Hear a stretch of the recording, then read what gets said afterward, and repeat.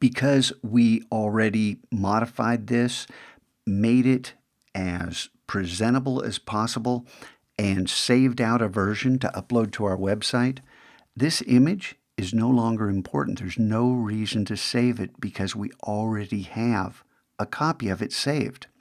So now I told you, what if we wanted to select a portion of this? What if you took a screenshot and then decided, oh, I only need this portion right here? Well, here's how you work with that. You go ahead, hit the letter M to get the rectangular marquee, or whichever marquee tool you have previously selected. And if it's not the rectangular one, click and hold. Grab the tool you need, and remember that Photoshop remembers your last setting. Make sure you're on, this new selection and not on a fixed ratio or fixed size, because that is going to remember your last settings, and this is not what we want to select. So we want to turn this back to normal, make our selection, and I'm not going to take any great pains to make this perfect because, as you know, we can always modify this after the fact to make it perfect.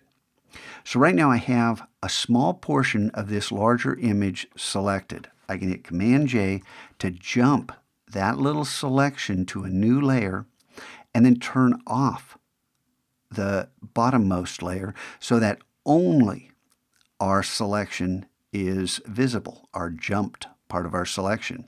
And then we go to Image Trim.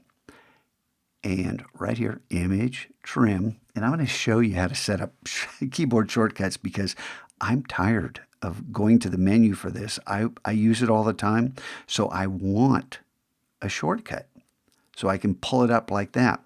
Now, what do we want to trim? We want to trim out all this transparency around this image.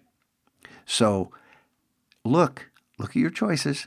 Yes, we want the transparent pixels trimmed, and we want it top, bottom, left, and right. Sometimes there's a reason for deselecting these. In this case, there's not. Click OK, hit return. You have it trimmed. Now, just looking at this, you can tell, hey, I don't have a very good even spacing on my gray border. Well, I already showed you how to do that using the canvas size dialog box in the last video, and you can go ahead and do that to perfect your own selection. When you present, make sure that you take some pride in what you're doing, and make it look good. These skills are, like I told you, I use these every single day. When I'm making images for the Twitter feed or the blog and I'm taking screenshots, this is how I do it. Learn how to work smart. Learn how to make Photoshop part of your reflexes, your creative reflexes, so you know how to make your work shine.